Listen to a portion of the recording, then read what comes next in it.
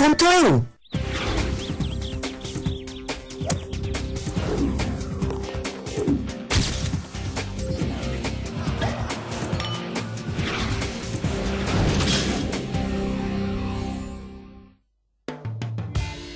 Conoscere i mercati emergenti e più interessanti e creare opportunità di business.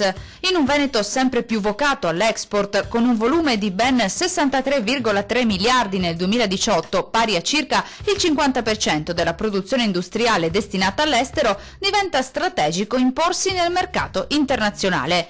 Dal 26 al 29 ottobre 2019 Treviso ospiterà la Convention mondiale delle Camere di Commercio italiane all'estero, un appuntamento aperto a tutte le imprese del territorio. Un evento molto importante perché avremo qui a Treviso tutta la rappresentanza delle Camere di Commercio italiane all'estero, di tutti i continenti.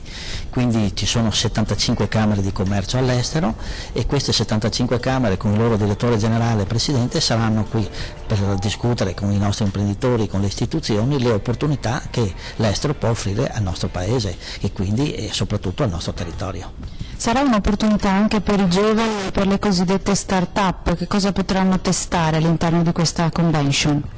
Ma è un'opportunità soprattutto per le imprese, perché qui si parla di scambi commerciali, di investimenti e di conseguenza in primis vengono le imprese che strutturate. Poi ci sono delle opportunità anche per le start-up, perché noi abbiamo tanti giovani che sono andati all'estero, che hanno aperto anche delle start-up negli Stati Uniti, come in Giappone o in altre realtà, e di conseguenza ci possono essere appunto queste relazioni, questi contatti per mettere le basi per, se uno ha individuato un progetto in una certa area del paese, ha l'opportunità di confrontarsi con imprenditori italiani che vivono e lavorano e hanno l'azienda in questi continenti. La Camera di Commercio di Treviso Belluno, di Venezia Rovigo e quella di Padova unite per promuovere incontri nei rispettivi territori. Un momento di confronto e condivisione da cogliere, soprattutto per quelle imprese che puntano ad internazionalizzare e quindi ad espandere il proprio business.